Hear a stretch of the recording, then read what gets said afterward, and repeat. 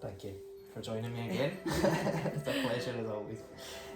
So this time I'd like to chat about, can you think of anything like really tough experiences you've had in life? I know we've all been through varying tough experiences, but what would you personally say has been like the tough experience you had, but maybe you've looked back on it later and thought, actually that was a really good growth thing. I actually see that as a positive now because it's helped me get to this point. Have you got any views on, I mean that's my have you got any views or thoughts on that in relation to yourself in your life? Well, I think I've always kind of struggled kind of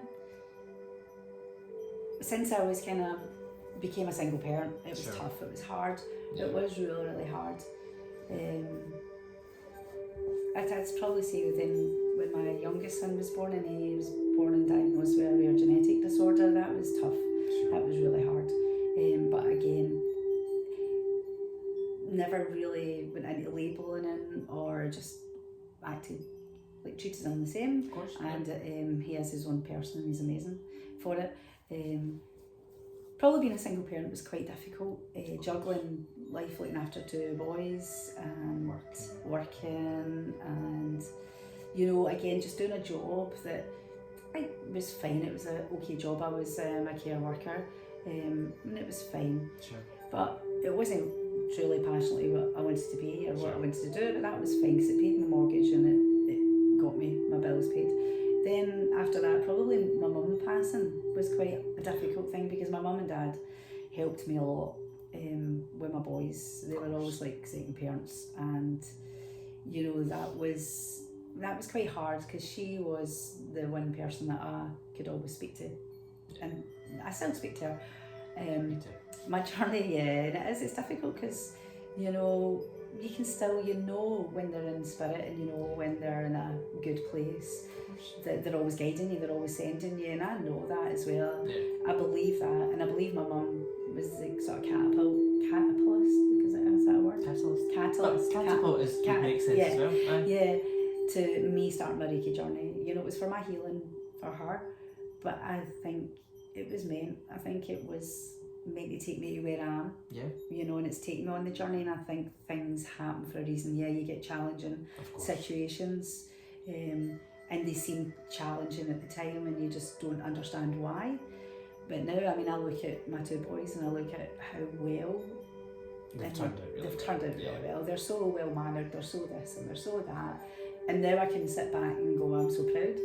You know, that was challenging, that was hard, but it's been well worth the effort. So yeah, challenging times can be really difficult when you're in it and in the thick of it. Sure. But they're there for a reason and they're there to take you on the journey that you should be on. I feel. I agree. As well. Make you stronger. Yeah, definitely. You're a great mum. Thank you. They would agree with you. I think they would. So like a lot of people, I feel like my career's always been on hold. I've done jobs, don't get me wrong, I did enjoy my job for a certain amount of time. Of course. What I don't like about regular jobs is the politics of people. So what I do just now, I love because I'm doing something I'm passionate about. I'm doing something that I love. I'm connecting with like-minded people, and I think that makes such a huge difference. Of course, yeah, definitely. Huge difference. Yeah. And you are making a big difference, and you're so varied with what you do as well.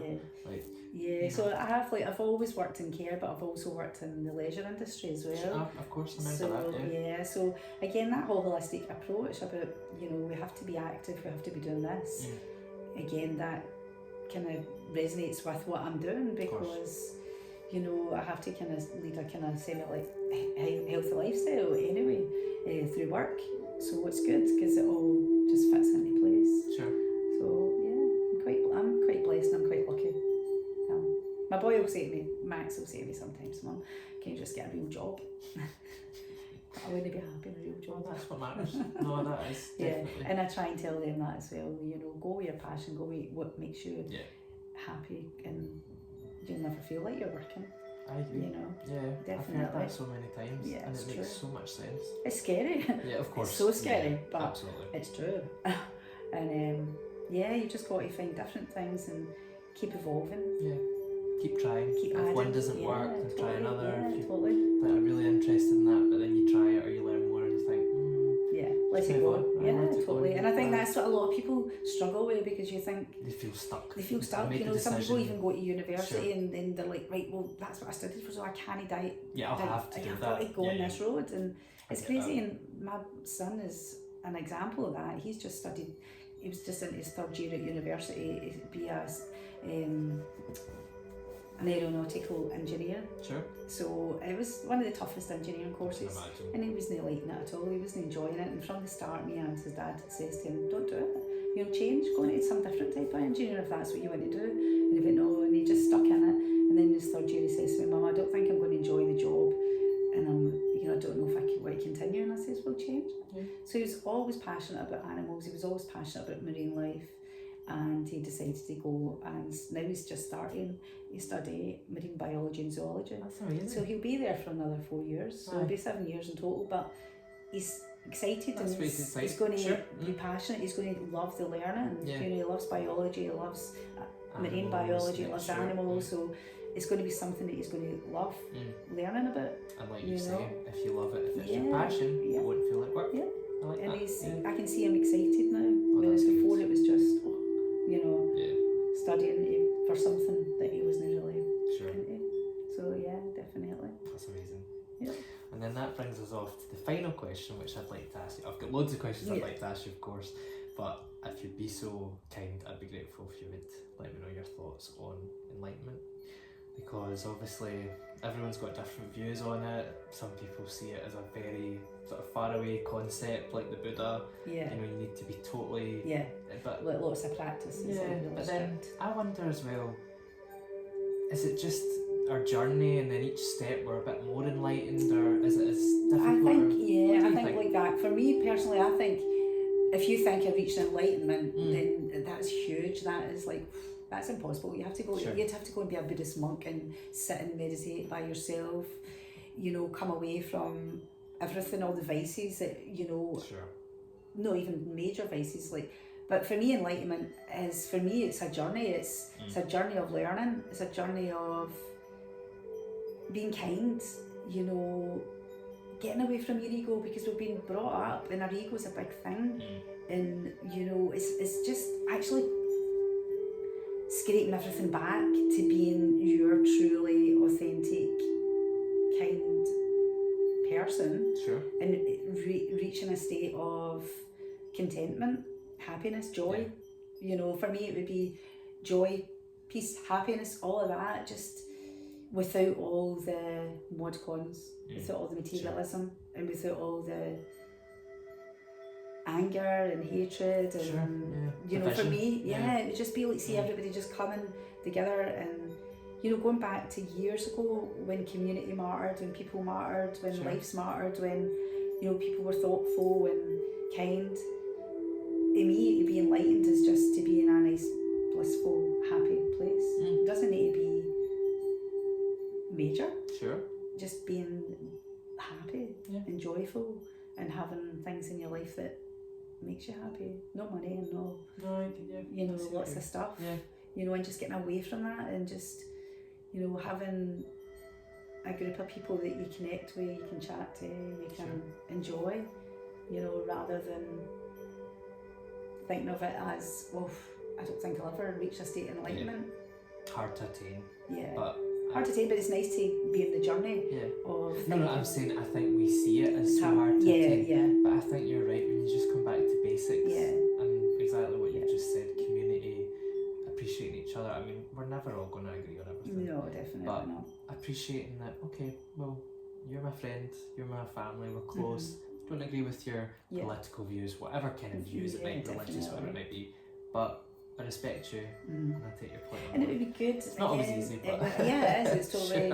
But it would be good if everybody could just have that thought, because again, it's just getting out of your ego and just appreciating people and respecting, agreeing to differ sometimes. And again, I feel lockdown created a lot of division with people.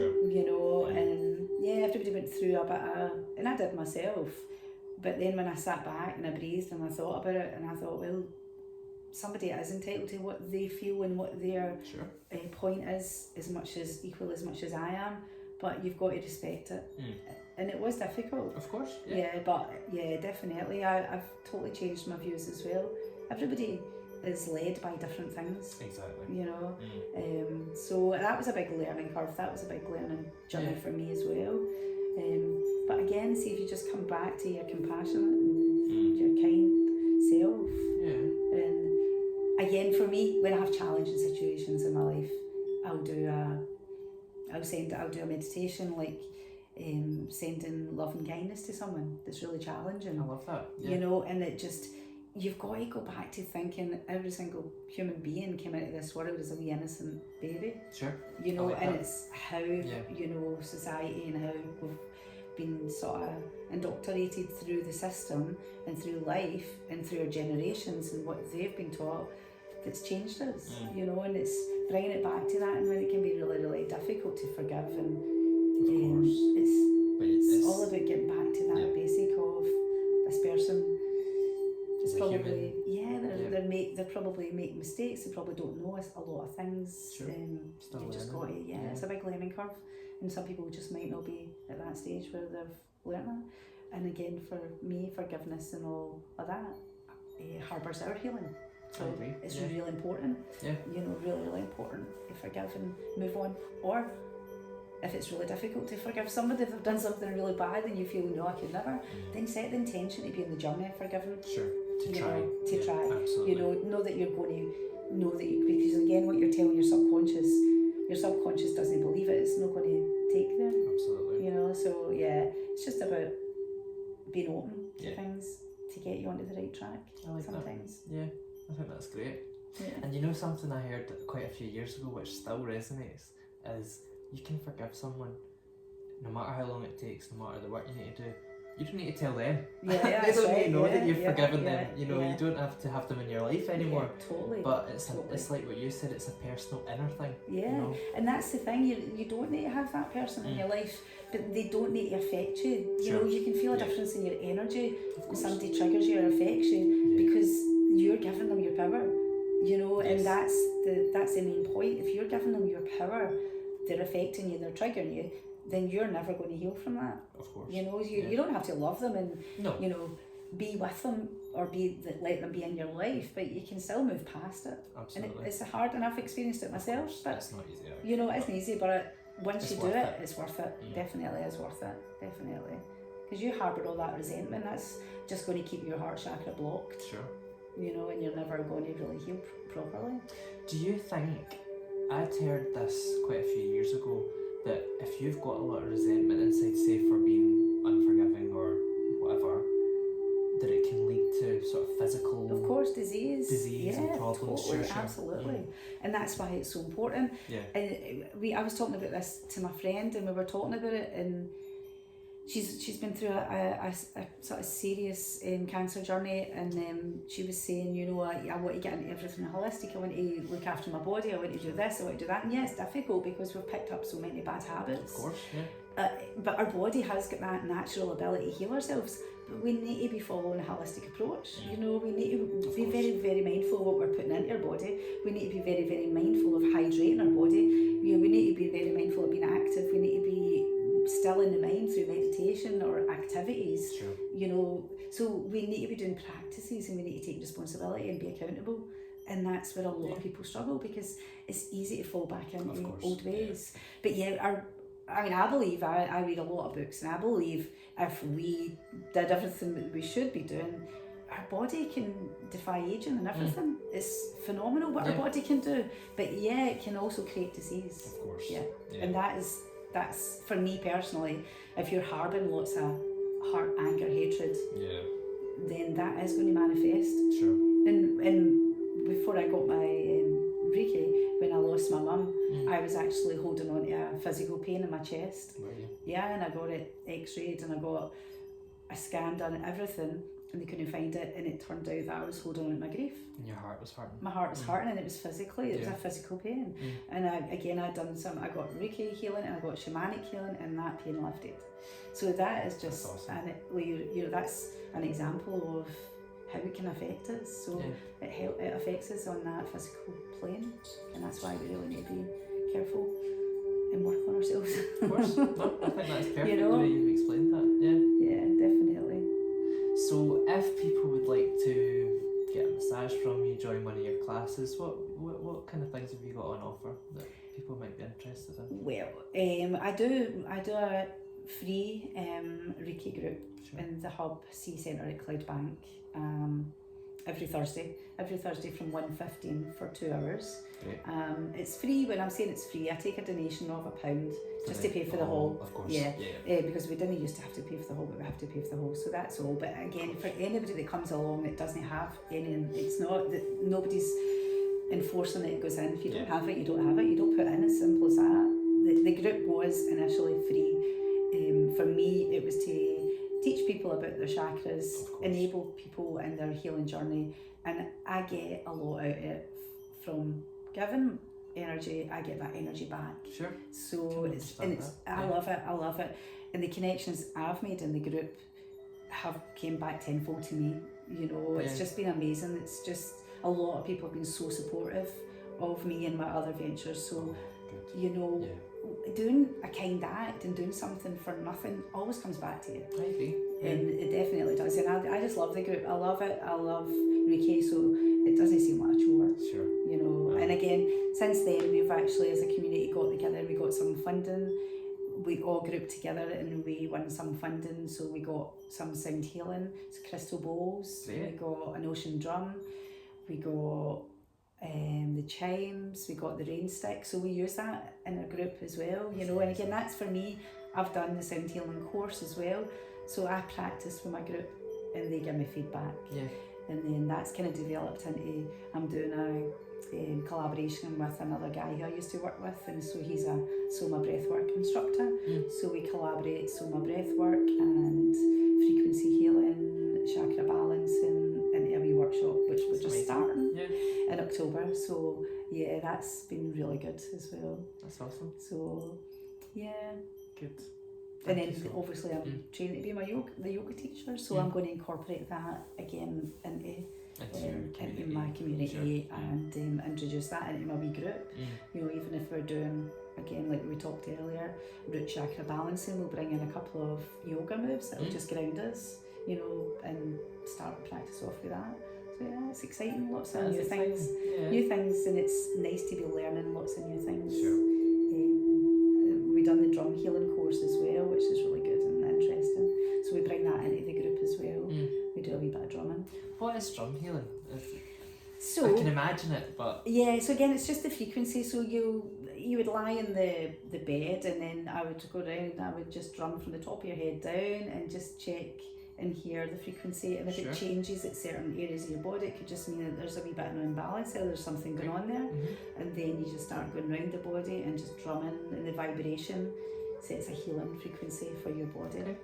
So yeah, me and a few people from the group, we have been done that as well. That's great. So yeah, it's good. It's good. And again, when we go and do water dips as a group, we all connect. That sounds fascinating. We take the drum down and we just sit. We have a fire. We put meditation music on, and we'll get in the water. We'll come out. We'll laugh. We'll do a bit of drumming. So it's good. That's amazing. Thank you.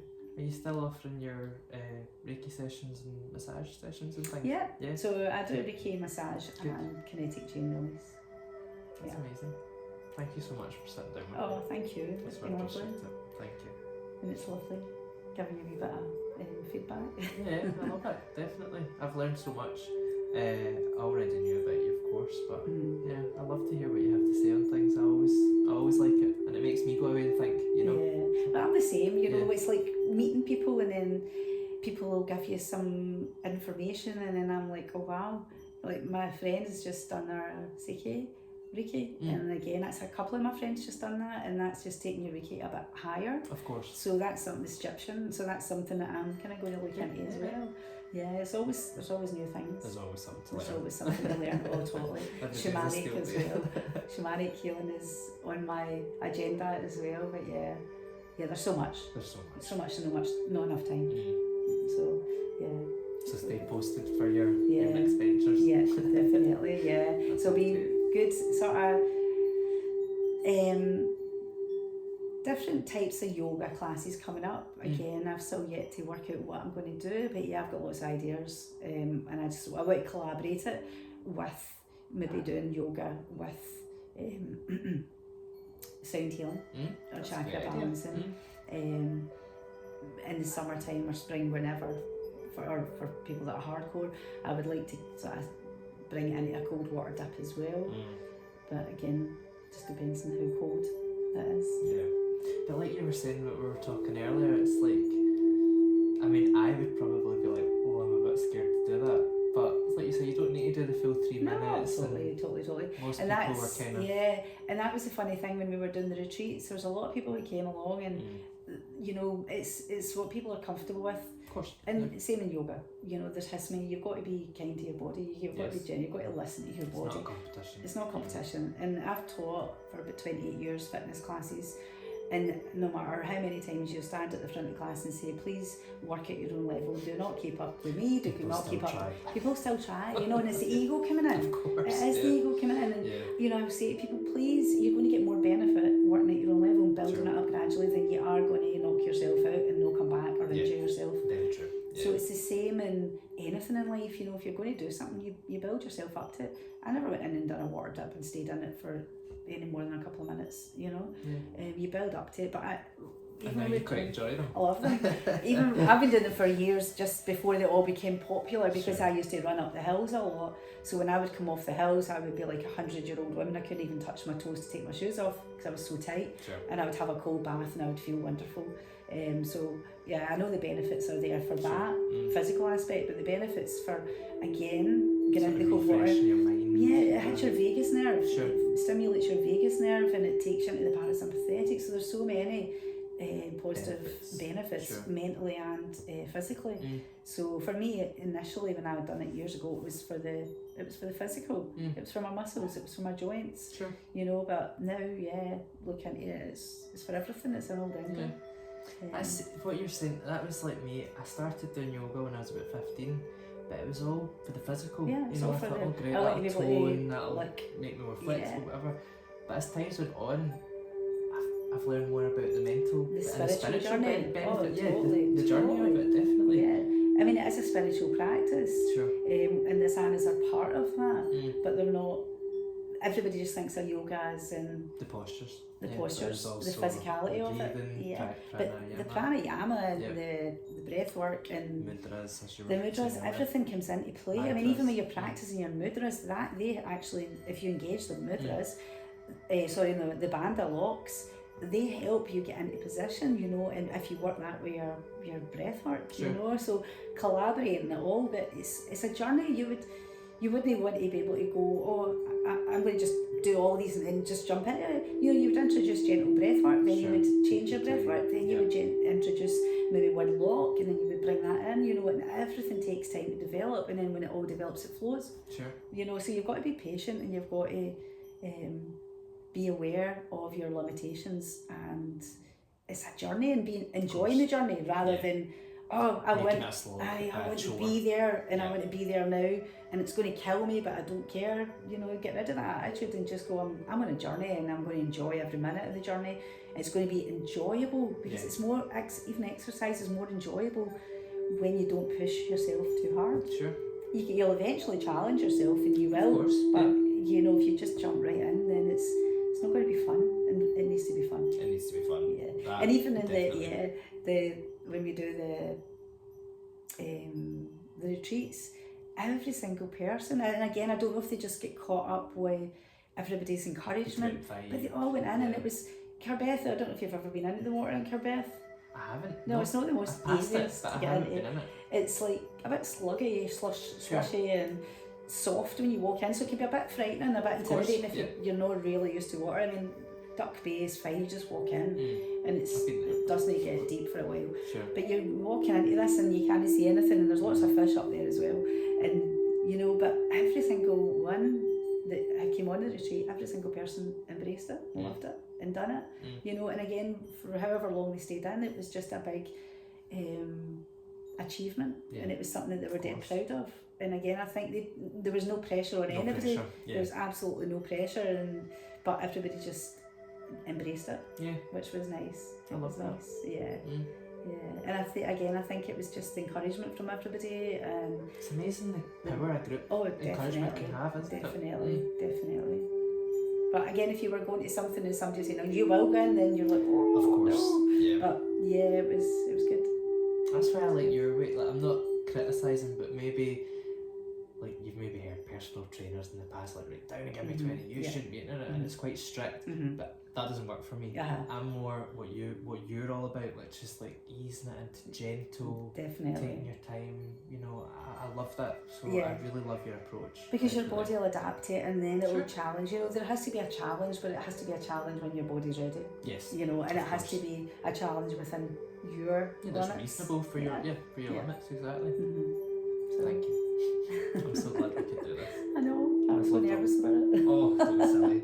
Yeah, I just knew that you would have so much interesting things to say, and you have. Thank you. So I'm so glad that you shared it with me. You were very good at bringing it out. Oh, really? Yeah, definitely. I appreciate that. Oh, thank you. Thanks. That was amazing, and thank